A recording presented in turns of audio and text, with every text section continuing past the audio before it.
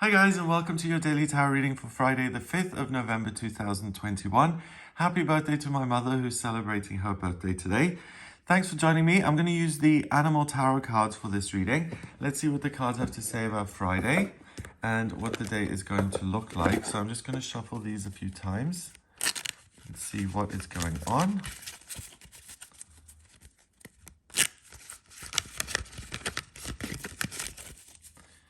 Okay, first card is the Four of Summer.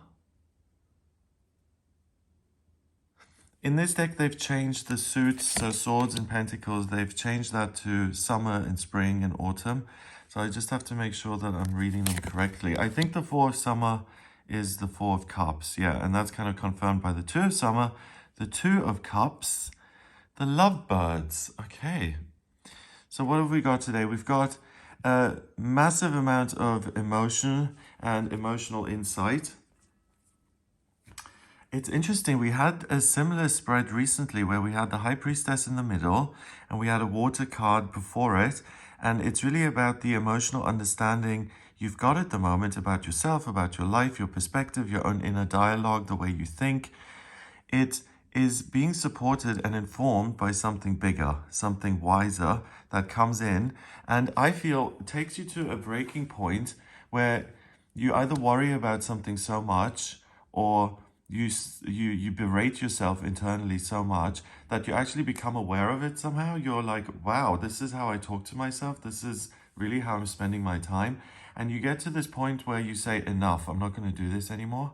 And a real healing occurs and you can leave something like that is problematic internally, and you can leave that behind and adapt as an individual and have different ways of coping or operating in life that are far more productive and useful than, for instance, worry or negative self-talk. So the Four of Summer, the Four of Cups, usually is a young man sitting under a tree and he's got three cups in front of him and one cup is being delivered from some sort of disembodied hand that comes out of a cloud. And it's a card that says you have so many good things going on for you at the moment, but it may not always feel that way. So it's important to look at the things that are supporting you and allowing you to have a wonderful experience so that you can engage with them again and really deliberately see how they make you feel. And then it makes you more grateful for the other good things that come into your experience. It's a water card, so there's the potential to connect spiritually and to be creative, but often it has this sense of boredom associated with it, like this powerlessness. Yeah, I do know that I have good things in my life, but I can't really feel them right now, and I'm just somewhat dissatisfied and restless, and I don't know what I should be doing, and I'm not willing to take action. So here with the Four of Summer, we've got the tortoise. Obviously moves slowly, so be patient with yourself. Your responsibilities may distract you from noticing all the gifts that God is presenting to you. Be open to investigating opportunities that come your way. Okay, and I think particularly the internal opportunities that you've got to change the way you think or behave or feel like you have to respond to kind of trauma that you're still hanging on to, those kind of things. It's interesting because we had a new moon in Scorpio recently, and that was very much about, I remember saying it's like an emotional spring clean in the autumn. And this theme kind of continues here. So there's the fact that it's lasting so long gives you a real opportunity to transform and to ask your higher self, listen, I have done some inner work. I am trying my best here in life. I'm still not living my life purpose. I still don't feel like I'm my own best friend. I still go after myself. I really don't want to be this person for the rest of my life. I want to be a better version of me. Not saying that there's anything wrong with this, but certain things like berating yourself and negativity and stuff, it makes it much more difficult. Your day-to-day experience becomes far less rich when you do that to yourself. That's why carrying trauma and stuff around like that is really just, it's so damaging, because not only are you hanging on to it, it creates a much less desirable outcome in the present moment. So it's a double whammy. So these kind of opportunities are really important because we can all adapt and change and become the people we want to be.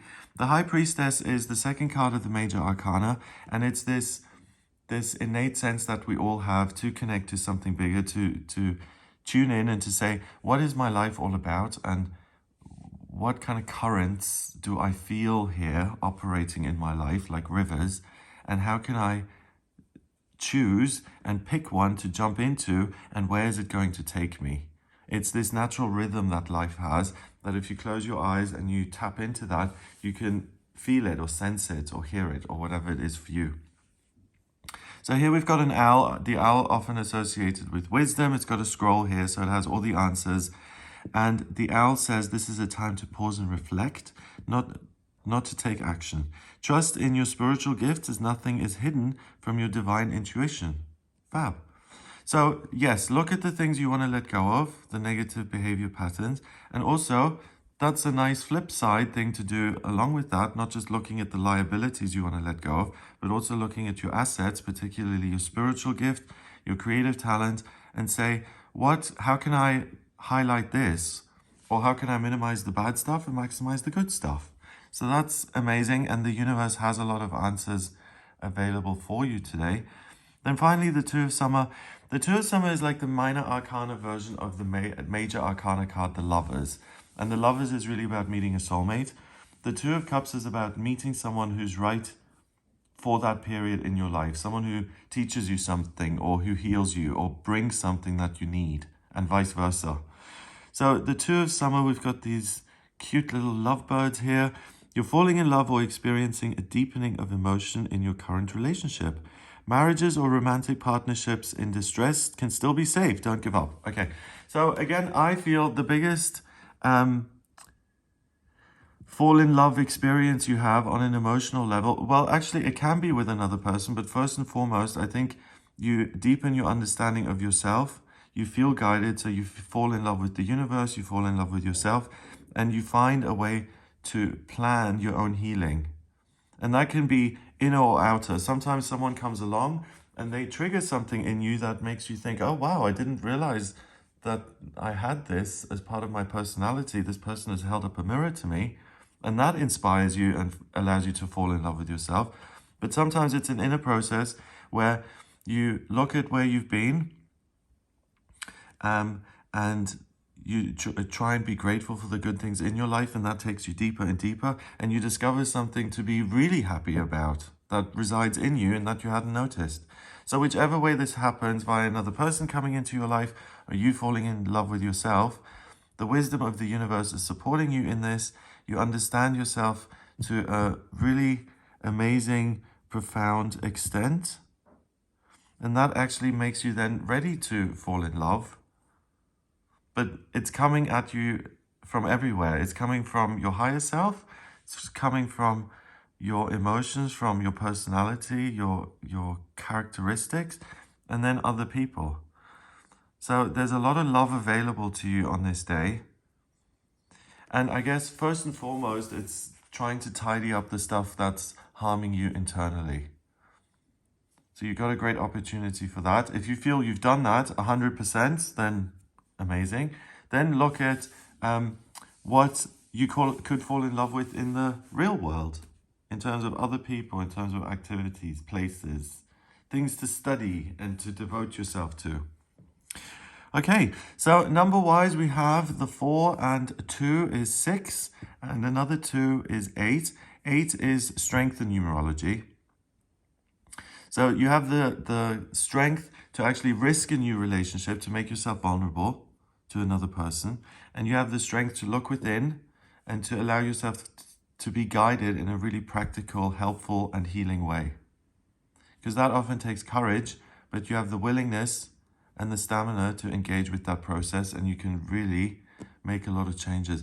Interesting that in this card, the moon is also just a crescent moon, so like a new moon. And that's what the recent moon was, a new moon in Scorpio. And it's very much about this emotional inner transformation. So I hope you have an amazing day. If you would like a personal reading with me, please get in touch via my website. It's gregoryscott.com. On the front page, click on book your reading to order your reading with me. I use the tarot, astrology, and numerology in my personal reading. So if you have any questions about your life purpose or your love life or what your higher self is trying to tell you, then please do get in touch for a personal reading. If you like this video, give it a thumbs up. Please hit subscribe and share the video online. Have an amazing day, and I'll speak to you tomorrow.